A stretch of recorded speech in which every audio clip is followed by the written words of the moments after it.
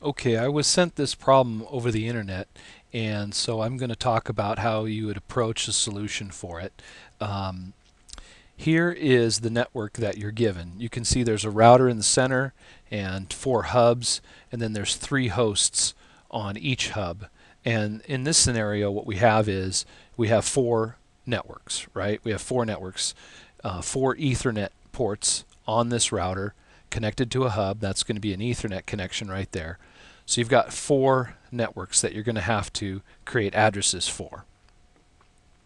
And then here was the question. And I've put a note here.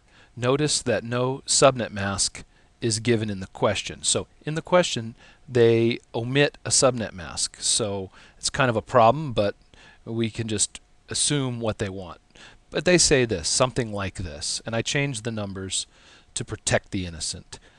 Given the address 192.168.5.0 and given the diagram, given the address 192.168.5.0, given the diagram, create the appropriate number of subnets, right? Well, we saw in the diagram there's 4 networks, so we will need 4 subnets, right? We'll need 4 subnets there, but they want you to allow for 11 more subnets. So we'll just say here 4 plus 11 equals 15. So we're going to need 15 subnets. Why? The diagram has 4 networks and they want 11 more subnets. So we need to create 15 subnets from this starting point right here.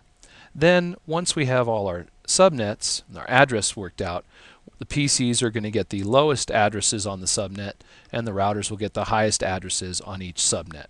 Okay, and so that's no problem. But before we can deal with this, we have to figure out our subnetting.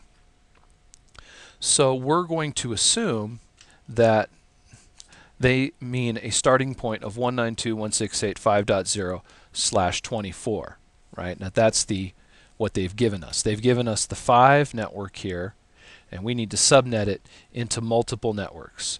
And essentially what we need to do is turn it into a minimum of 15 subnets, right? So a /24 subnet mask, and that's what we really need to figure out here, is what's our subnet mask.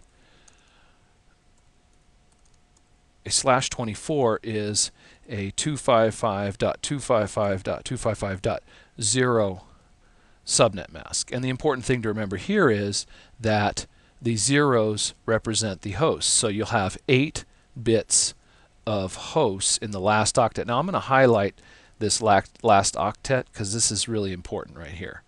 So you can see here I've made this bold. So this is the first octet, the second, the third, and the 4th octet in the subnet mask. So right now that would be all zeros, right? And in a situation like this, you'd have the host portion right here, the zeros, 1, 2, 3, 4, 5, 6, 7, 8 zeros is 2 to the 8th power, or 256 hosts. Okay, 256 hosts. Now, you can't use the network number, the first number, and you can't use the broadcast number, the last number, so it's 256 minus 2 equals 254 hosts. All right? So that's our starting point, 1 network, the 5 network. Okay? Now let's see how we can carve this network up into subnets. Now, the first thing we could do is we could say, well, we'll change that to 255.255.255.128. All right? If we do that, in this last octet, we put a 1 here, right? And now our magic number is 128, okay?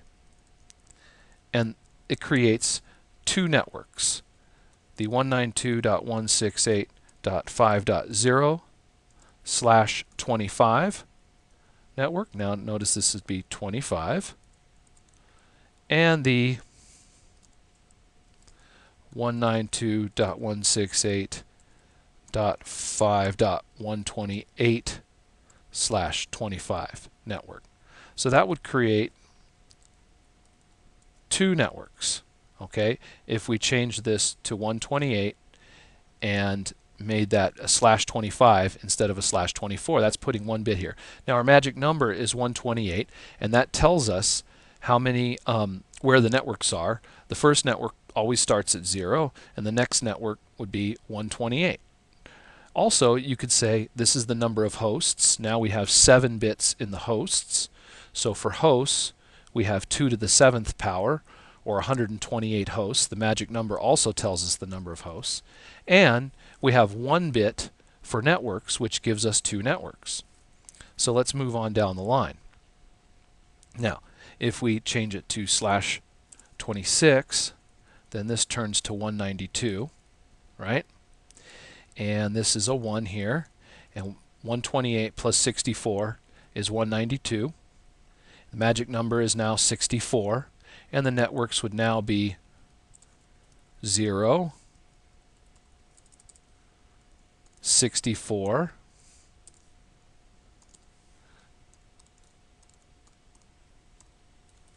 128,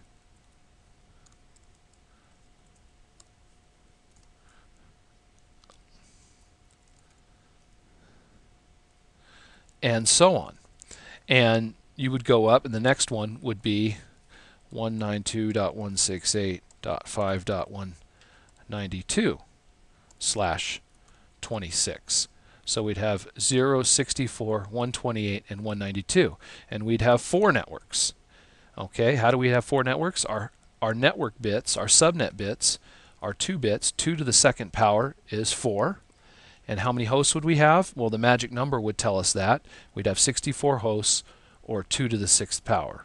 All right, but we need how many networks? We said we need 15 subnets. So the correct answer is changing this here to a 1 and this to a 1. So our magic number is 16, and our networks will go up by 16. But more importantly, our network bits are, we've got 1, 2, 3, 4 network bits. So 2 to the 4th power is 16. And we have 4 host bits, and 2 to the 4th power is 16. So we would do a /28. Our subnet mask would be 255.255.192.224.240. Why 240? 128 plus 64 plus 32 plus 16 is 240. And our networks will go up by 16. So this would be 16, 32, 48, and of course these have to change to /28 subnet masks. Now, how many are we going to get? Well, we can look really closely here and say, well, we've borrowed 4 ones from our original subnet mask of 255.255.255.0. 2 to the 4th power is 16, so that'll give us 16 networks with 16 hosts available for each network, right? Our first network will start at 0, and it will run through to 192.168.5.15, right? /28. So 0 is the network address, 15 is the broadcast address. The next network is 16. Broadcast, network, next network. Notice how the networks go up by 16 every time, and the magic number is 16. Okay, so we already know that the next network is 192.168.5. We add 16 to that, we get 64/28. And we add 16 and we get the next network, which is 5.80, and so on and so forth. So that gives us the appropriate number of subnets, 15 subnets, and all we had to do was have enough hosts, enough host addresses to meet the requirements of the diagram. And in the diagram, each network has only 3 hosts. So we have plenty of addresses for a 3-host network.